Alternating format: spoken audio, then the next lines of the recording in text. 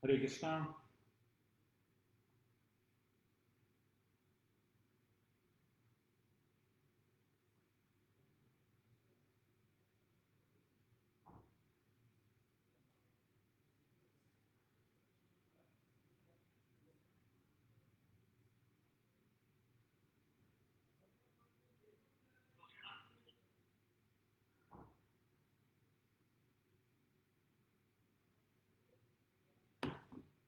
Hare Krishna. We would like to welcome all of you all to today's Facebook Live session. We're sorry we got a little delayed because of some technical issues, but I'm hoping that all of you are able to hear clearly and able to see me. I'm having some technical issues, so I'm not able to see the screen of what's going on, but I'm just hoping that everything is fine. And I'll start speaking. Before I speak, I would like to offer a few prayers and then we'll begin speaking. ओमज्ञान्तिमिरन्दस्य ज्ञानञ्जनशलाकया चक्षुरुन्मिलितं येन तस्मै श्रीगुरवे नमः। श्रीचैतन्यमनोभीष्टं स्थापितं येन भूतले स्वयं रूपकदा मह्यं ददाति स्वपदान्तिकं वन्देऽहं श्रीगुरो श्रीयुतः पदकमलं श्रीगुरून् वैष्णवांश्च श्रीरूपं साग्रजातां सहगणा रघुनाथान्वितं तं सजीवं साद्वैतं सावधूतं परिजनासहितं कृष्णचैतन्यदेवं श्रीराधा कृष्णपदान् सहगणा ललिता श्रीविशाखान्वितंश्च हे कृष्ण करुणा सिंधु दीनबंधु जगतपते गोपेश गोपिकाकांत राधाकांत नमोस्तुते तप्त कांचन गौरांगी राधे वृंदावनेश्वरी वृषभानुसुते देवी प्रणमामि हरिप्रिये वंशकल्पतरुभ्यश्च कृपा सिन्धुभ्येव च पतितानां पावनेभ्यो वैष्णवेभ्यो नमो नमः। जय श्री कृष्ण चैतन्य प्रभु नित्यानंद श्री अद्वैत गदाधर श्रीवासादि गौर भक्तवृंद। हरे कृष्णा कृष्ण कृष्ण हरे हरे हरे रामो राम रामो Hare Hare. Hare Krishna. We would like to welcome all of you to today's Facebook Live session.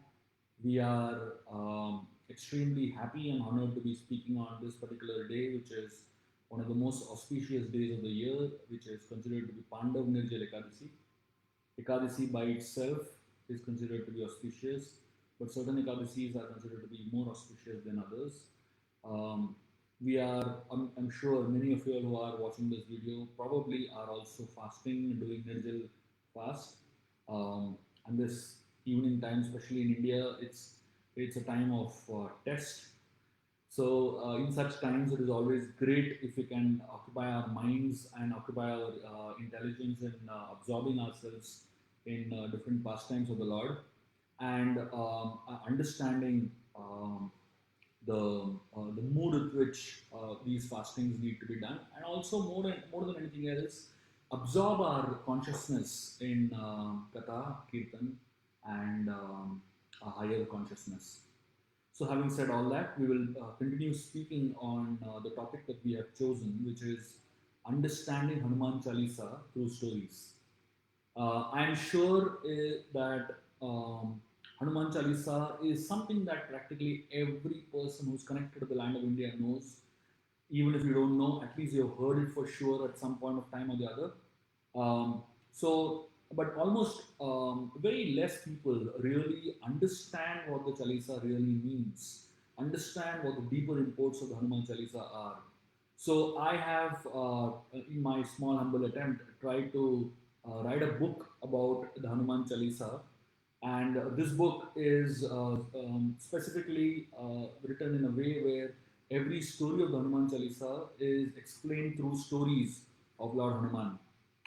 So, just for the sake of those people who are finding the volume a little low, my recommendation is that please use a earphone.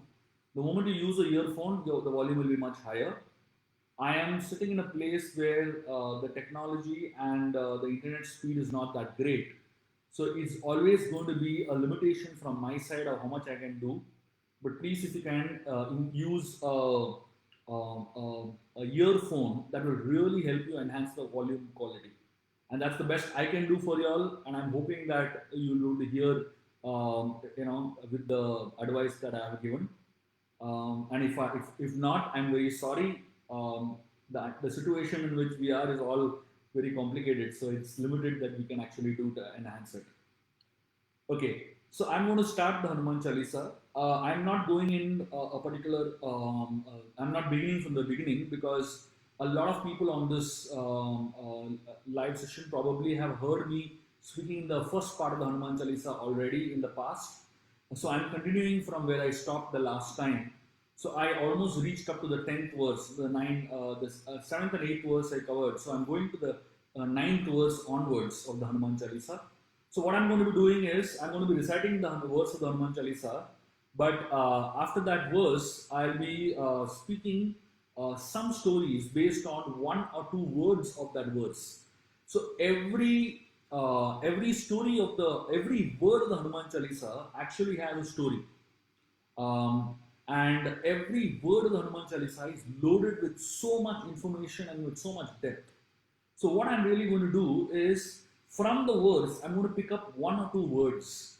And in those one or two words, I'm going to go into the understanding and revelation of the meaning of that those two one or two words using a story.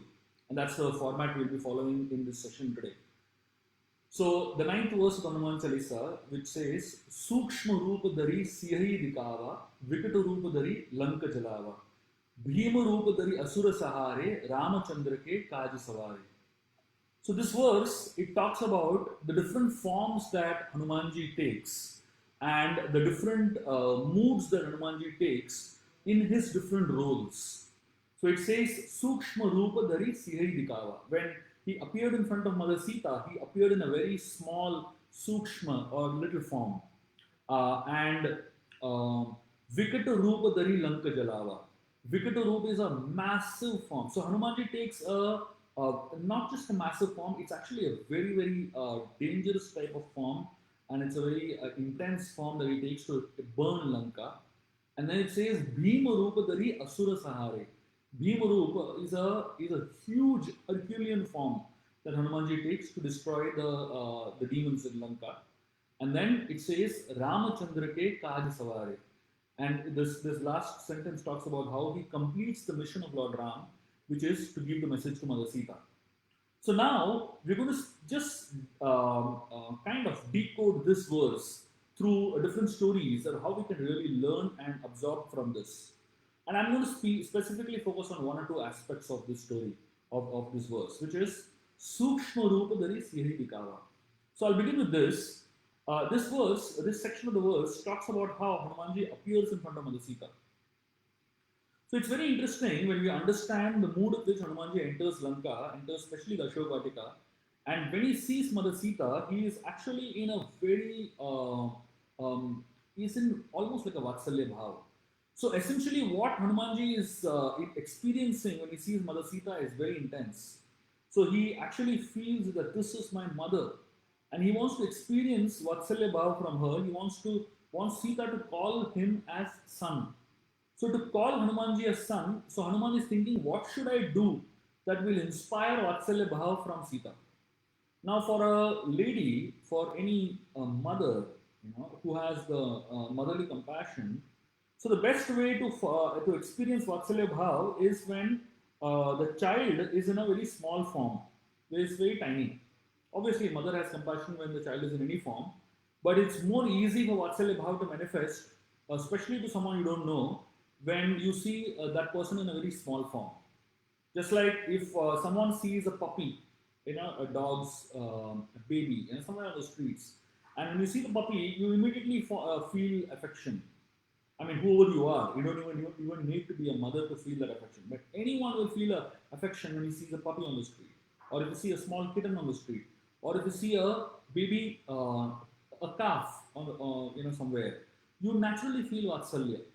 So Hanumanji wanted to experience Vatsalya Bhav, and he wanted to experience Mother Sita to call him as son. And to achieve that, Hanuman decided to take a very tiny form. So obviously Hanuman had this ability to increase and decrease his form. So he took a very tiny form and he was sitting on top of a tree. And as Mother Sita was in this intense experience of separation from Lord Ram, and also Ravan having tortured her so much, Mother Sita was, kind of almost frustrated. She was almost giving up her determination to continue living.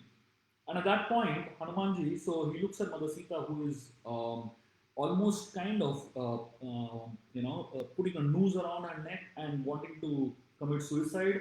And so that time, Hanumanji begins to chant the Ramayana. He narrates the story of Lord Ram very, very beautifully. And when he's narrating the story of Lord Ram, that actually attracts the heart of Mother Sita, and she stops from doing what she's doing, and she sits down, and she is looking up towards Hanumanji. And as she is looking up, she is not able to see anybody over there because Hanuman has taken a tiny form, and he is sitting, he is hiding behind a leaf. Now, why is Hanuman hiding behind a leaf? And why is he not straight away, facing Mother Sita? There are many reasons that Acharyas give why Hanuman is hiding behind a leaf. One is obviously that when a kathakar, a narrator of Ram Katha or Krishna Katha is narrating Ramayana or Bhagavad, so when the kathakar is speaking, the best way of speaking is if the kathakar can keep himself behind and bring Ram or Krishna in the front. That means the purpose of katha is not to glorify yourself, is to not show your greatness, but is to show the greatness of the Supreme Lord. That is the purpose of any kind of katha. But nowadays you find kathakars, they bring themselves in the front and keep Ram and Sita hiding behind them, Ram and Krishna hiding behind them. Unfortunately, that is the reality of today's times. If you actually go to Vrindavan and look at all the posters of different kathakars that are happening over there, you'll find big photographs of the kathakar, and you'll find Krishna's photo somewhere in one corner, if at all. So unfortunately, that is the situation today. But Hanumanji being a wonderful, and in fact he is one of the first narrators of the Ramayana. And look at the mood with which Hanumanji is narrating the Ramayana. So he is keeping himself hiding behind the leaf, and is allowing Ram Katha to come and manifest in the front. So Sita was mesmerized by the Katha and by the words which Hanumanji was speaking and the style in which Hanumanji was speaking. And eventually, Hanumanji, when she sees that Sita is in the right mood, she has absorbed, she is cooled down, and she is ready to meet. Hanumanji jumps in the front of Mother Sita. So when Hanumanji lands in front of Sita, Sita sees Hanumanji in a very tiny form. Immediately, Sita's Vatsalya Bhav is inspired, and she calls him son. And Hanumanji feels that this is the epitome of his life. He in fact feels that his mission of coming all the way to Lanka is fulfilled just by hearing the word son from Mother Sita. So then Sita, she sees the Sukshma Roop of Hanumanji. Sukshma Rupa Dari Siri Dikava. So when she sees that small tiny form of Hanumanji, she is very intrigued, that Ram has sent such a tiny Vanara to give her a message. So now she is intrigued and she wants to ask him questions. But before she asks him questions, there is a lot of discussion that happens between Hanumanji and Mother Sita. I will not go into those details of the discussion. But the essence is that Hanumanji at some point offers Mother Sita to carry her with him to from Lanka to Lord Ram. Sita is amused. The reason she is amused is because here is a person who is so tiny, and he is offering to take her along with him. So she is not able to understand how such a sukshma, tiny person can help her. And in fact, she is wondering if everybody in Ram's army are so tiny.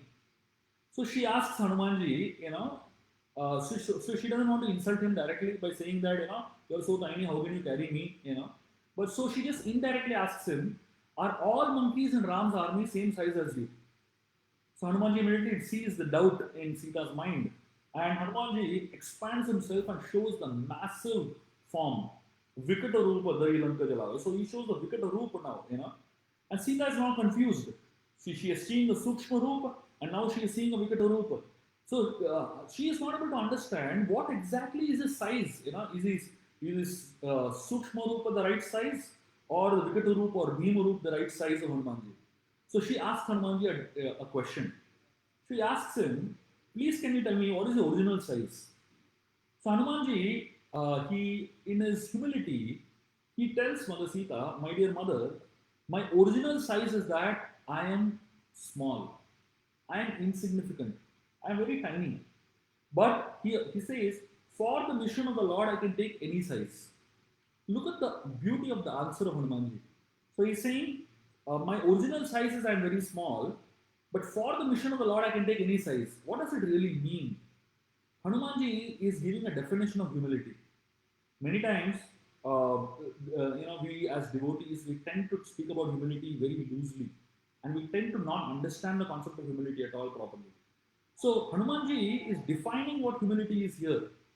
So usually, if you ask someone, can you do this seva or can you do this service, do this, take up this responsibility? So somebody acting out of false humility says, no, no, sorry, I'm very small, I'm very insignificant, I can't do this.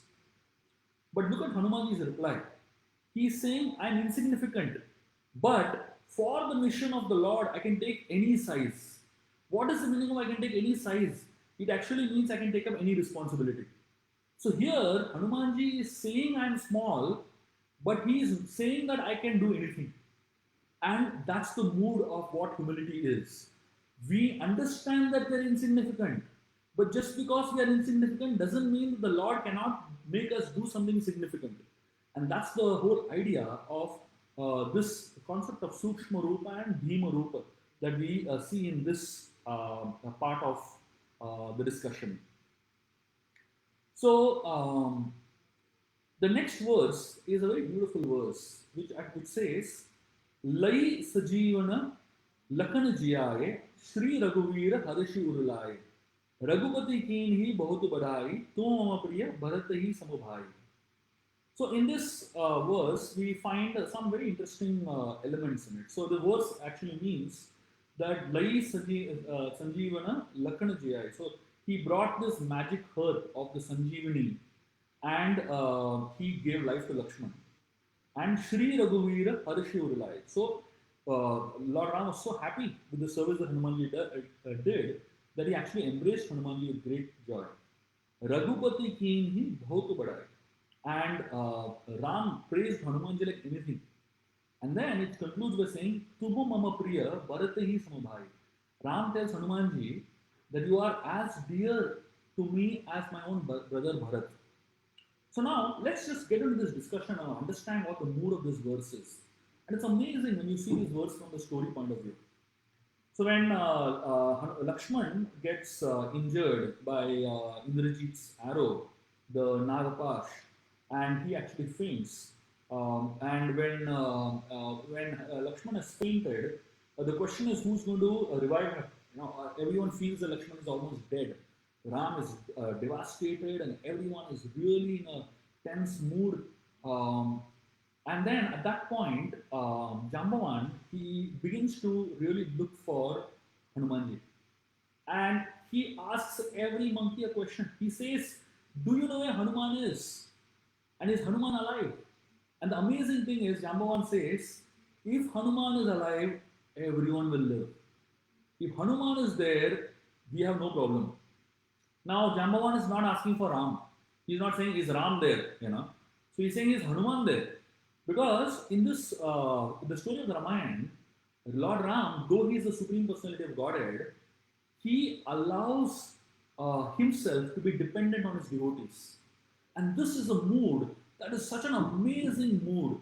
The whole concept of dasya, the whole concept of seva is where the devotee actually feels that the Lord is dependent on me. And without that mood of feeling that the Lord is dependent on me, how will the devotee actually serve? If we feel that everything the Lord can do, then what does the devotee have to do? If you feel that the Lord is completely Atmaram, then why do we need to offer a bhoga to him? Why do we need to do anything for him, right? So the mood of dasya is that the Lord is dependent on his devotee also. And that's the way in which this particular story manifests, where Hanumanji is, Jambavan is asking, is Hanuman alive?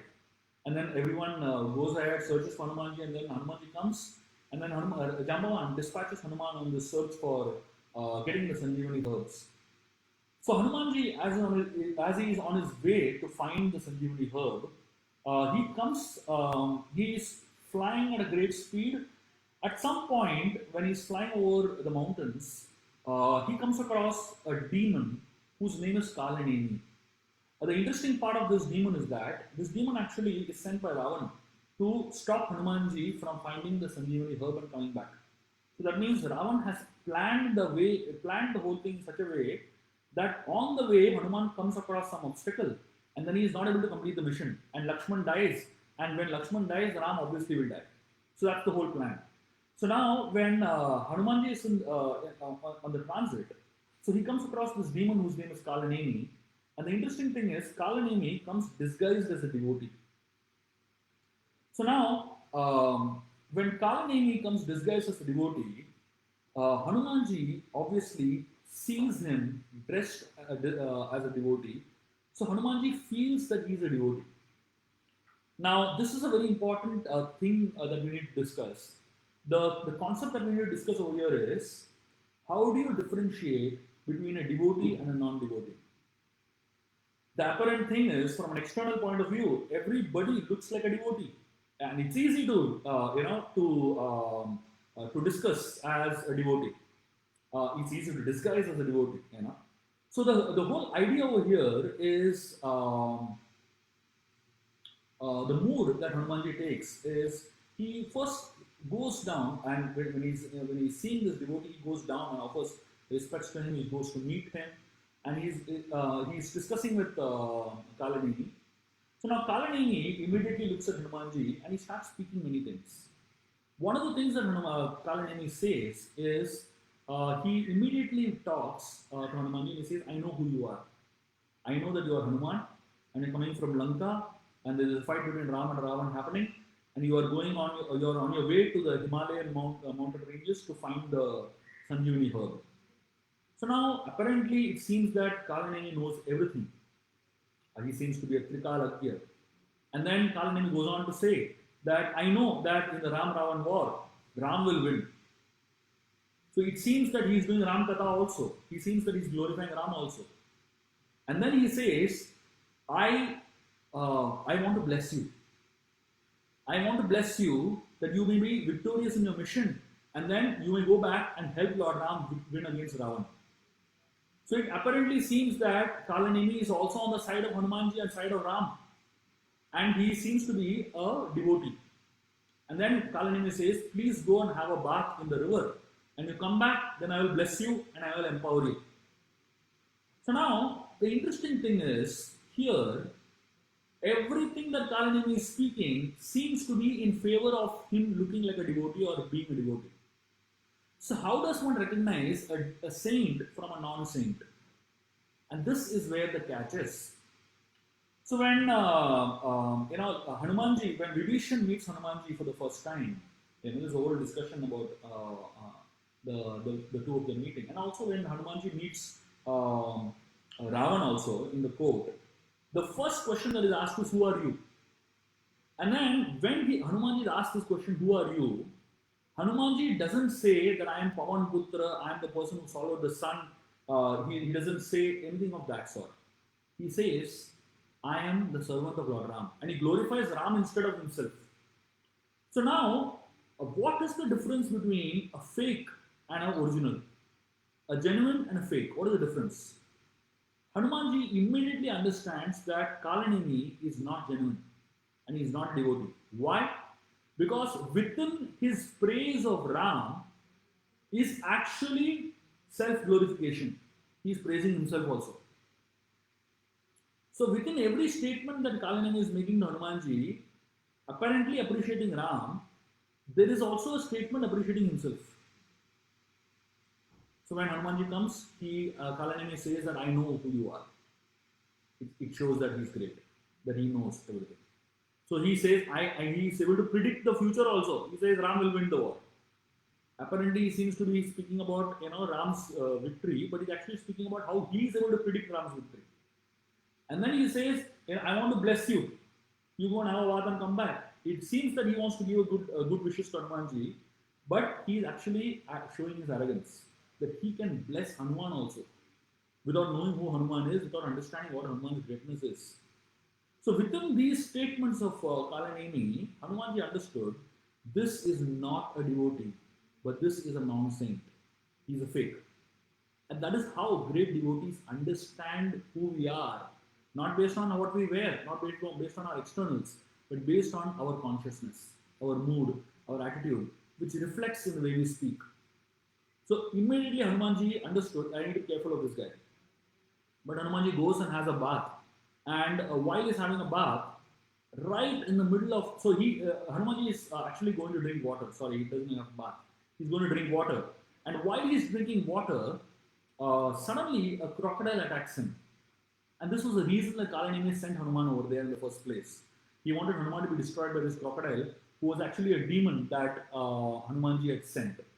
So basically, the essence of the whole thing is that when Hanumanji is drinking water, so with one hand he's drinking water, and with the other hand he is fighting, and he is fighting very intensely with this demon, who's in the disguise of a crocodile, and continues drinking water with the other hand. And at some point he completes the fight, the demon is killed, and his drinking of water is also completed. And it's very interesting that when the demon dies, when this crocodile demon dies, suddenly the demon manifests. From the demon's body comes out a beautiful personality, an angel, or rather a divine goddess. And she says that I'm actually cursed to be this demon, to be a crocodile. And Kalaneni has forced me to do this job of killing you.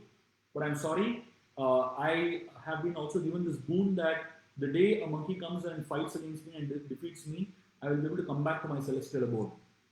So she blesses Hanumanji and she tells him, be careful of that person, that person is a fake. So Hanumanji goes back to Kalaneni and Kalaneni tells him that please, are you ready to receive my blessings now? Hanumanji tells him, how do I receive blessings? I don't know how to receive blessings. So Kalaneni says, just bend down in front of me. Hanumanji says, I don't know how to bend down exactly. So Kalaneni shows how to bend down. And Hanumanji hits him on his head and kills him with one punch. Kalaneni is dead. Now, here in this verse which says, Lai Sajivana Lakana Jiyaye, Shri Raghavira Harishi Urulai. So this verse actually speaks about how Hanumanji, when he went to Lanka, when he went from Lanka to get the Sanjeevani herb, there are so many obstacles that came on his path. And every obstacle that came on his path, Hanumanji dealt with it beautifully and dealt with it cleverly. And he actually brought back life to Lakshman and brought back life to so many other personalities by getting the Sanjeevani herb. And this encouraged Lord Ram like anything. Raghupati ki hi bahut bada. Ram is extremely happy with Hanumanji. And then he compares Hanumanji with Bharat. Now comparing Hanumanji with Bharat is not a joke. Because Bharat is considered to be one of the most powerful and amazing personalities in the Ramayana. And he's considered to be a Dharmatma. And here Ram is considering Hanumanji to be like Bharat, like his own brother. And that's the beauty of Hanumanji's personality. And there is another story that comes about when Hanumanji is returning back with the mountain. And as he's carrying the mountain and is on his way back, something very interesting happens. He happens to be passing over Ayodhya, actually over Nandigram, which is Bharat's residence. And Bharat sees that there is a monkey carrying a huge mountain and passing over him. So Bharat feels that this is some demonic force. So he shoots an arrow and pulls Hanumanji down. So Hanumanji is suddenly brought down from his flight and he's wondering, what exactly has happened. And at that point he realizes that actually it is, somebody is sounding or looking exactly like Lord Ram. And then he realizes this has to be Bharat. And then Bharat tells Hanumanji, asks Hanumanji, what are you doing? Why are you carrying this mountain? And then Hanumanji explains that I don't have time. Lakshman is in trouble. Lakshman needs the Sanjeevani herbs, so I'm carrying this mountain. So in that process of carrying the mountain, Bharat stops him. So then Hanumanji explains to him this situation. And then Bharat tells him, see, you have to tell this to the mother, to Lakshman's mother, Sumitra. I can't go and give this news to Sumitra that Lakshman is almost dying.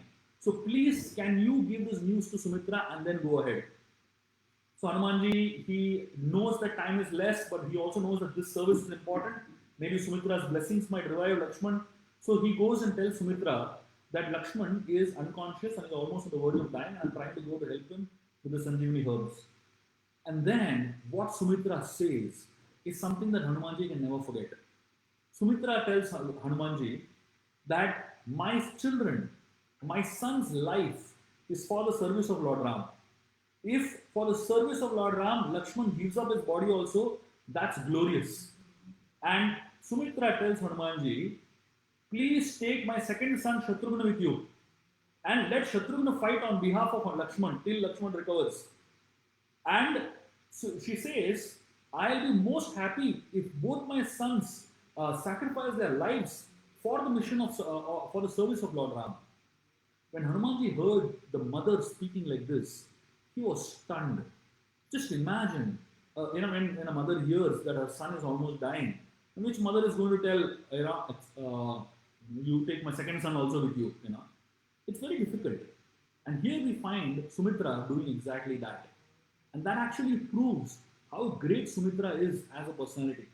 So Hanumanji brings back the mountain, and then Lakshman is revived using the Sanjeevani herbs. Actually, as soon as Hanuman brings the mountain, the smell of the Sanjeevani is so powerful that with that smell itself, Lakshman gets revived. So the next verse goes on to say that Sahas badana tumaro yash gaave, asa kahi Shripati kant lagave. Sanakadika Brahmadi Munisha, Narada Sarada Sahita Aisha. Once again, before I go into the explanation, I would like to tell for all those people who are feeling that they're not able to hear properly, please put on earphones. This is the best I can do at my situation. I cannot get a bigger, louder sound than this. Please put on earphones and you'll be able to hear better. The quality of the sound will be much better. Thank you very much. So this verse, Sahasa Badana Tumaro Yashagave, Asakahi Shripati Kantala, it means the Sahasa Badana Tumaro Yashagave. Yashagave means glorification. So it says that Sheshanag is singing your glories with his 1,000 mouths. And then it says, Asakahi Shripati Kantalagave. And then Lord Ram embraces Hanumanji with so much gratitude. And it says, Sanakadika Brahmadi Munisha, Narada Sarada Sahita Isha. All the great saints, including Sanak, Sanatan, and all the Chatur Kumaras, Lord Brahmaji, the great saints, along with Narada and Saraswati, and so many of the great personalities, including the king of the serpents, Vasuki, all of them glorify Hanumanji like anything. So here we find a few very beautiful and amazing thoughts that can help us understand the greatness of Hanumanji, and especially about the closeness of Hanumanji and Lord Ram. See, we must remember that there can never be glorification of Hanumanji without glorification of Ram, and there can never be glorification of Ram without glorification of Hanumanji. So as far as the Hanuman Chalisa is concerned, and its authenticity and its usefulness, and whether we should chant Hanuman Chalisa or no, that is, I leave it up to you all. But what I understand is that Hanuman Chalisa is nothing but a glorification of a great devotee of the Lord, and Hanuman Chalisa also the glorification of the Supreme Lord Ram himself. So there is no difference between Hanuman Chalisa acting as a glorification of Hanumanji, but at the same time, Hanuman Chalisa is also acting as a glorification of Lord Ram also. And glorification of a devotee is considered to be greater than the glorification of the Lord himself. Because the Lord himself, at every instance, is inspired to chant the glories of his own devotees. So here we find that Sahasa Badani Tumaro Yashagave, the whole world is singing the glory of Hanumanji. Now, why is the world singing the glory of Hanumanji? If we may think and understand. The world is singing the glory of Hanumanji simply because his life is a dedication to Lord Ram. The world is singing the glory of Hanumanji simply because his life is meant for others. The world is singing the glory of Hanumanji simply because the Hanumanji constantly is chanting the names of Lord Ram. And he is Ramamayi, absorbed in Lord Ram. So Hanumanji, when he received the embrace of Lord Ram, असा काही श्रीपती कंठ लगावे. So the first time Lord Ram embraced Hanumanji was when Hanumanji got the message of Mother Sita to Lord Ram and gave the message to Ram. And when Lord Ram heard the message of Mother Sita and he understood what Hanumanji had done in Lanka and what kind of troubles Hanuman had to take to survive that mission, Ram becomes extremely grateful to Hanumanji and he tells him that I don't have anything to give you except this embrace. And he embraces Hanumanji. Now, the embrace of Lord Ram is only available or to a fortunate few. It's not that Ram embraces every person. Lord Chaitanya Mahaprabhu obviously was very magnanimous and he would embrace everyone on the streets. But Lord Ram was very selective in his embrace. There are very few people in the Ramayana you will find that Ram actually embraces. And one of them is Hanumanji. And Hanuman, when he is embraced by Lord Ram, he experiences something that he has never experienced in his life before. In fact, Hanuman and Ram's connection is very powerful. Right from the first moment that Hanuman sees Lord Ram, he understands this is my master. When Hanuman just looks at the darshan of Lord Ram, every bone in Hanumanji's body melts. That is a kind of bone melting experience that Hanumanji had just by looking at Lord Ram.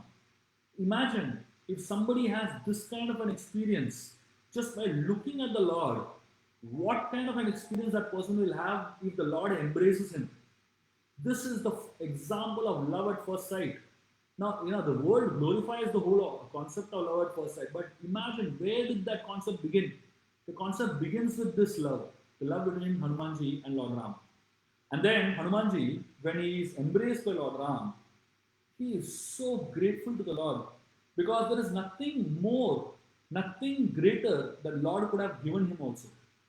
So Hanumanji, at that point, he takes a vow. And what vow does Hanumanji take? The vow that Hanumanji takes is, he tells the Lord, he actually takes a vow to himself. He says, this body has been touched by the Lord.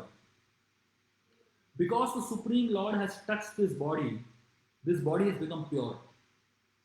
And because this body has become pure, Hanumanji, he actually takes the vow that I will never give up this body. So imagine what a vow to take, just to help you understand a perverted reflection of this story. One time there was a rock star that came to Bombay and massive performance and thousands of youngsters attending that festival. And after the festival, got over, this rock star kissed one of the girls. And this girl, she was so touched by the fact that this rock star touched her, kissed her.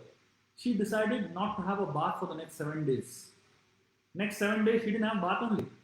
So imagine, this is a perverted reflection of what Hanumanji is doing over here in the Ramayana. So Hanumanji sees that Ram has touched my body has become pure. I will never give up this body. And that is the whole idea of the mood behind Hanumanji being embraced by the Supreme Lord. So when Hanumanji is embraced by the Lord, at some point Hanumanji, Ram is extremely happy with Hanumanji's greatness and his accomplishments and what he has done for him. So Ram, he tells Hanumanji, my dear Hanuman, and Lakshman is standing next to him while Ram is having this conversation with Hanumanji. So Ram tells Hanumanji, my dear Hanuman, I love you twice as much as Lakshman. So he asks Hanumanji, are you happy? Hanumanji says, my dear Lord, when you say that you love me twice as much as Lakshman, it actually shows your love for Lakshman only. So now Ram is surprised. He said, how? How does it show that I'm saying I love you 2 times Lakshman, 2 times more than Lakshman? So how does it show my love for Lakshman? Isn't my love for you more than love for Lakshman? Hanumanji explains that usually people say, I love you more than my life. I love you more than my prana. Then what is the meaning of that? So usually when people say that I love you more than my life, it means they love their life the most. And somebody who's coming close to them, say, okay, I love this person more than my life also. Because the most important thing for anybody is life itself. But Ram is not saying, I love you more than my life. Ram is saying, I love you more than Lakshman. Which means, for Ram, Lakshman is his life. And therefore, Hanumanji says, when you say you love me more than Lakshman, twice of Lakshman, it actually means I am different from you. But Lakshman is a part of you. Lakshman is so much you that you are actually not looking at him as somebody different from you. But unfortunately, I am not like that. I am different. And therefore, you're saying, I love you two times Lakshman, which means Lakshman is more closer to you and I'm a little far away. Ram was amazed by the explanation of Hanumanji. Ram was amazed how Hanuman is looking at this sentence and actually glorifying Lakshman only. And then he took, Ram turns towards Lakshman and he asks him, did you feel bad about what I said? Did you feel bad when I said that, I love Hanuman twice more than you? Lakshman tells Lord Ram, my dear Lord, what you said is perfectly right. Hanuman is a bigger devotee than me. And he gives two reasons why Hanuman is a bigger devotee than him. The first reason Lakshman says is, I lived all my life with Mother Sita. 25 years I served you all. 25 years I had opportunity to connect with Mother Sita. And in spite of 25 years of association with Mother Sita, I could not win her trust. I could not win her trust. And Sita doubted my character. When Marich came, this golden deer came, Sita actually doubted Lakshman's character for a moment. So Lakshman says, I'm so unfortunate that after 25 years of relationship also, I could not gain the trust of Mother Sita. But Hanuman, he won the trust of Mother Sita in one meeting, in literally a few minutes. Sita trusted Hanuman so much that she gave her Chudamani to Hanumanji. Now, Chudamani is one of those jewels that a married woman never gives away. It is considered to be like a symbol of marriage.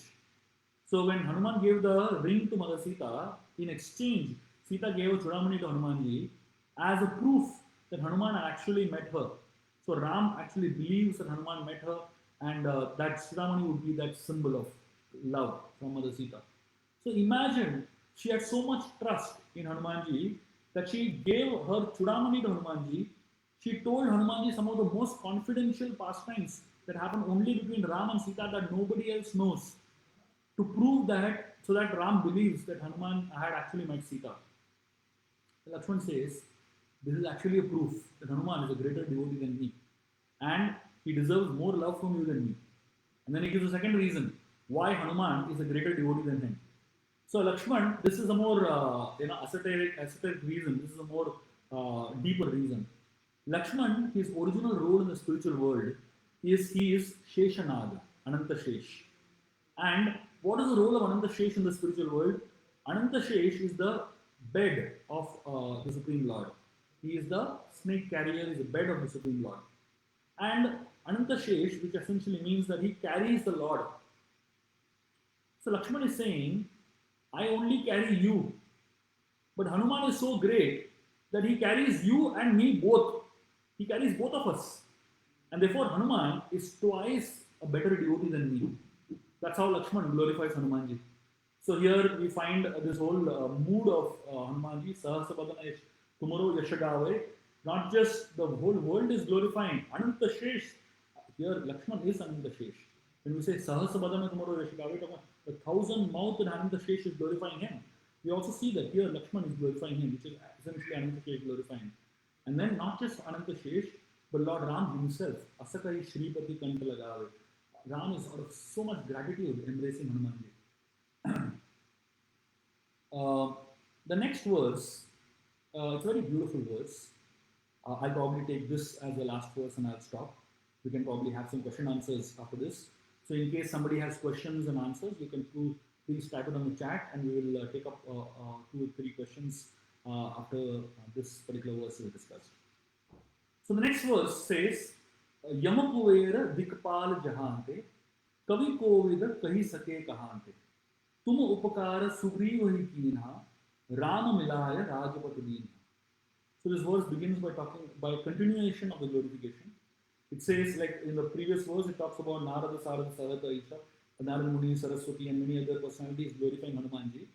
This verse goes on to talk about how Yama Kuber Dikpal Jahante, Yama Kuber, the guardians Dikpal, Kavi Kovida, poets, scholars, uh, all these people are glorifying Hanumanji like anything.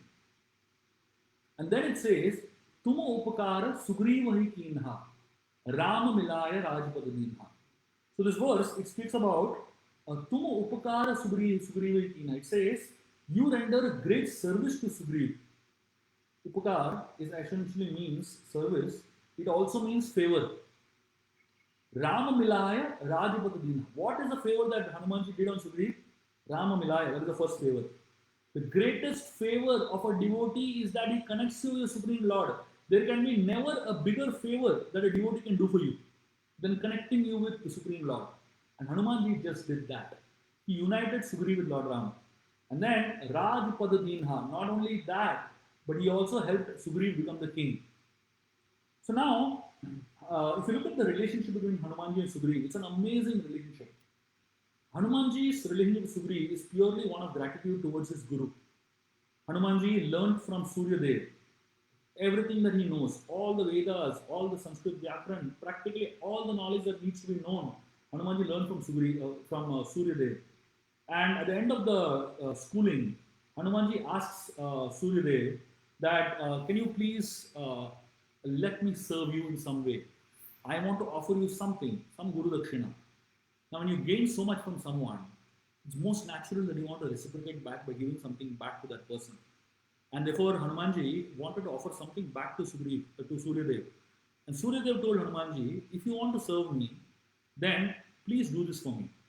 He says, please go to my son Sugriv, who is in Kishkinda, and he's in great trouble, troubled by his brother Vali, and he is in great anxiety and frustration. Please, can you go and help him? Stay with him. Help him get stabilized. Immediately, Hanumanji says yes, and he goes down and becomes Sugriv's servant, minister, friend, advisor, everything rolled into one. Now, just look at the mood of Hanumanji. Sugriv and Hanumanji, what is the comparison between the two? Is there any kind of comparison between the greatness of Sugriv and the greatness of Hanumanji? The qualities of Sugriv and the qualities of Hanumanji? There's absolutely no comparison. Sugriv is a duffer compared to Hanumanji, who is one of the most scholarly and most powerful personalities in the world, in the universe. Hanumanji is such an exalted devotee. Sugriv is a doubting devotee. Hanumanji is such a powerful person. Sugriv is such a weak person. Hanumanji is so strong in his mind. Sugriv is so weak in his mind. Hanumanji is such a scholar. Sugriv is an ordinary Vanara. He's not really a great scholar as such. But look at the humility of Hanumanji, that in spite of being assigned to serve under a person who is inferior to him, Hanumanji agreed. And he didn't agree grudgingly. He agreed happily. And that's the whole mood of a great disciple. Hanumanji didn't say, why did you put me under such a fool? Can you not put me under somebody more intelligent? I am more stronger than him. I am more powerful than him. I am more knowledgeable than him. I am more intelligent than him. Hanumanji could have argued with Suryadev. He could have asked him for a different service. But Hanuman realized, Seva is a privilege. Whatever service we get is a privilege. In privileges, when you're already getting a privilege, where is the question of discussing or arguing about the privilege that is being given to you? When you find something as a privilege, there's no question of argument. There's no question of doubt. So Hanumanji, he actually grabbed that service with gratitude because he realized it's a way in which I can reciprocate with my master. It's a way in which I can pay back the debt that I have to my master. And that's what the whole idea of Guru Dakshina is. Obviously, it's nothing compared to reciprocation. It's not at all any kind of reciprocation, but it's in the mood of at least wanting to give back something in return out of gratitude. Because gratitude is never passive. Gratitude is always active. So Hanumanji goes on to become Sugriv's servant. And when he reaches Sugriv, he realizes Sugriv is actually in big trouble. So Sugriv is already staying in the Rishimukha mountains in Kishkinda. And the Rishimukha mountains are a safe zone for Sugriv technically, because Vali has a curse that he cannot enter that zone, Rishimukha Parvat. Because if he enters into Rishimukha Parvat, he will die. That's the boon which Vali, or that's a curse that Vali had. And over here, Hanumanji, Sugriva understands that curse, and therefore he took shelter of Rishimukha mountains. So Hanumanji, when he reaches the Rishimukha mountains, he realizes that Sugriva is in real trouble. And what is the reason that he's in real trouble? The reason that he's in real trouble is because Vali, though he is not allowed to enter the mountains, he would fly over the mountains every day, almost 12 times. So there was these three times that Vali would do Sandhya, the Gayatri, in four different oceans. So every time he would fly across from one ocean to the next, he would pass over the Rishimukha mountains, deliver a kick on the head of Sugriv, and then go ahead. So literally, Vali was kicking Sugriv 12 times a day, and was precisely timed. And Sugriva had no way to hide, but he had to experience that insult and that pain, the trauma of being physically kicked and emotionally, insulted. And that was the way, that was the time when Hanumanji entered Sugriv's life. And then Hanumanji saw that Sugriva is getting these kicks one after another, and Sugriva had no way to deal with these kicks because he was too scared of Vali. And at that point, Hanumanji, he interfered. Hanumanji counted the timing with which Vali comes. And exactly when Vali's kick was supposed to come, and Sugriva was agonizingly waiting for the kick of Vali, Hanumanji catches the leg of Vali. And he holds Vali mid-air. So Vali is not able to move in any direction. And then Vali realizes that he's in trouble. Sugriva also realizes that he's saved. And he realizes that this could be the end of Vali. So Vali starts begging Hanumanji. He says, please, please, please, don't put me on the floor. I beg you, I will never ever come back to the Rishimukha mountains. I will never ever come back to trouble Sugriva. And then finally, Hanumanji actually threatens Vali that if you come back, I will drag your feet and put you on the ground and you will die.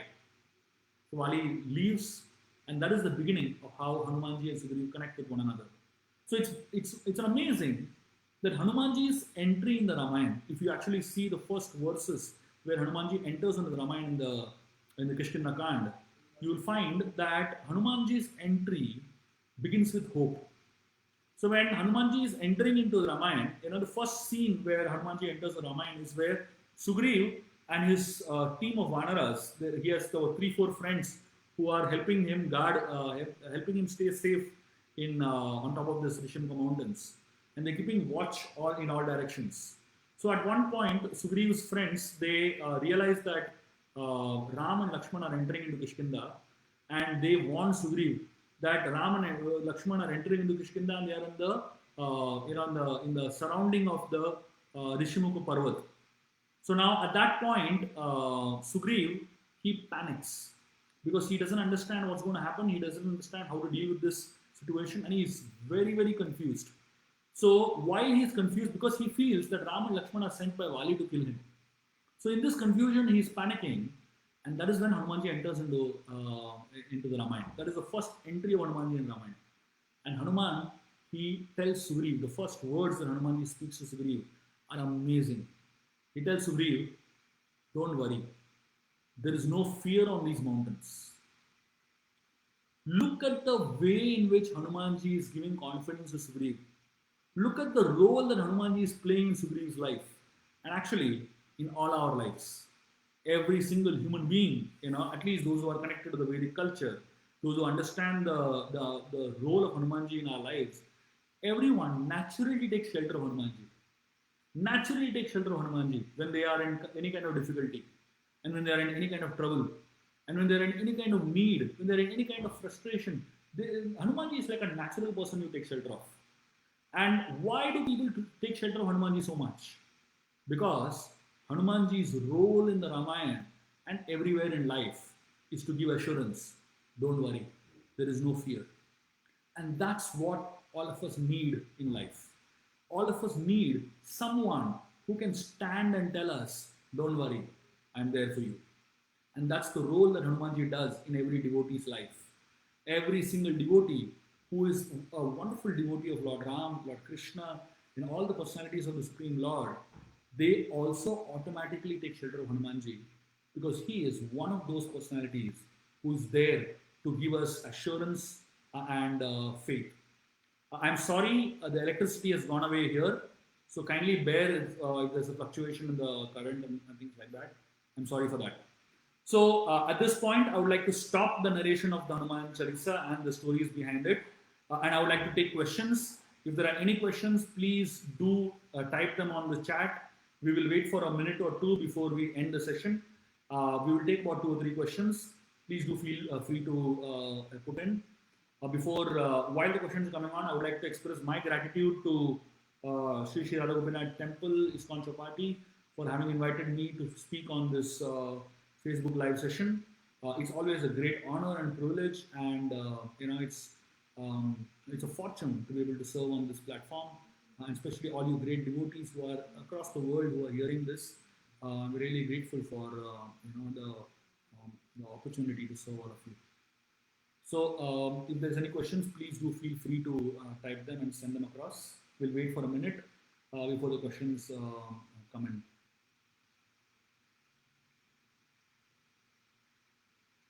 So the first question that has come in here is Sugriv that weak? Physically, not. Mentally, yes.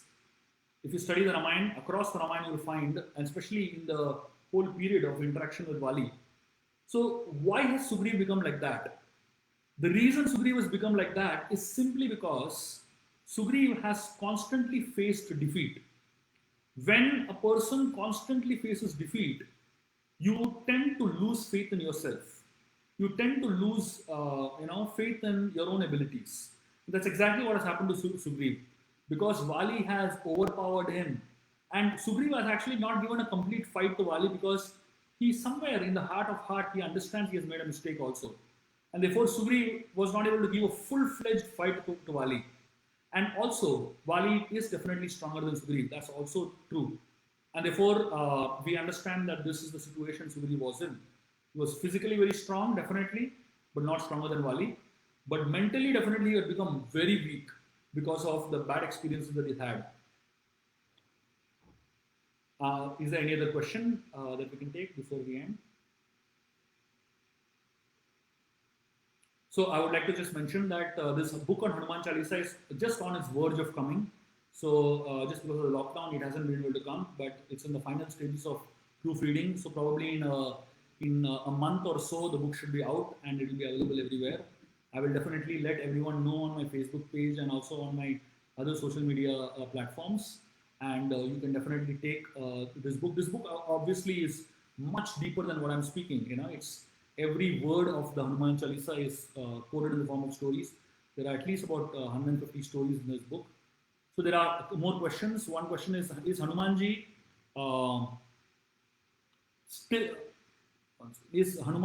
still comes to Jagannath temple to meet Jagannathji? Hanumanji eternally resides in Jagannath temple. In fact, Jagannathji has tied Hanumanji and kept outside. There's a temple called Bedi Hanuman where Hanumanji is actually tied with chains.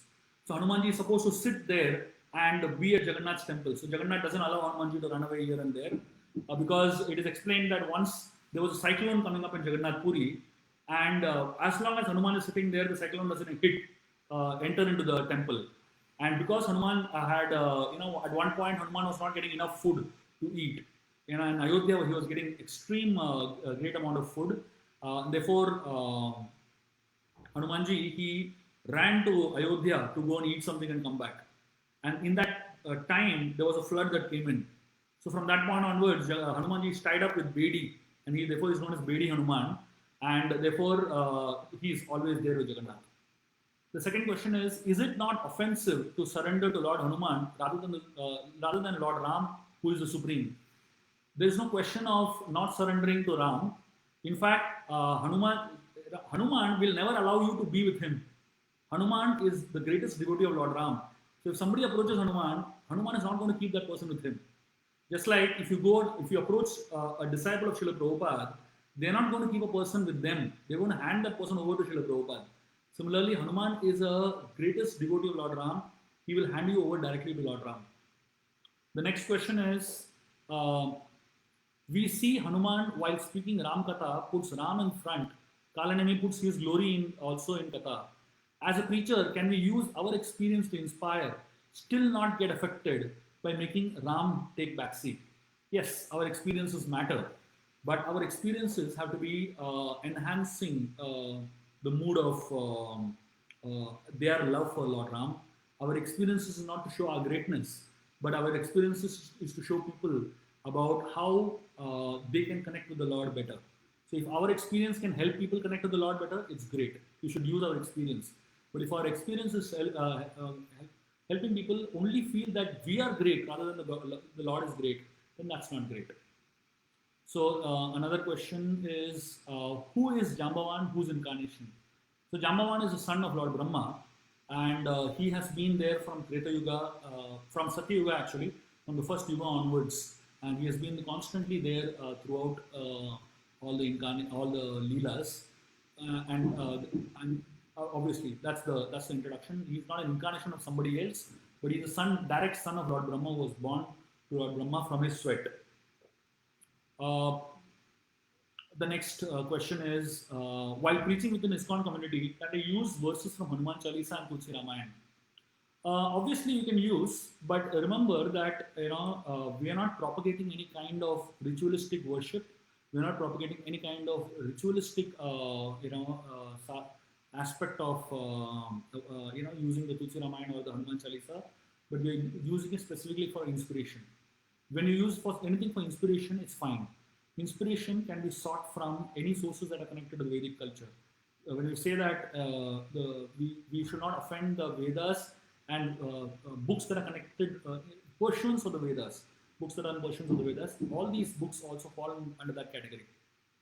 So the next question is, why Hanumanji not gone to Vaikuntha in spite of being a great devotee? Hanumanji is like Prahlad Maharaj. He wants to stay here and help people reach Vaikuntha. And therefore, that is even greater than going to Vaikuntha himself. The next, and also Hanumanji wants to be here as long as Ram Katha is going on. That is the understanding. So if Sun God as a teacher could give knowledge to Hanuman, why did he not impart knowledge to his own son Sugriv? Not everybody has the patra in the same capacity as the other. Hanumanji's patra, or his ability to receive knowledge, is much greater than Sugriv's ability to receive knowledge.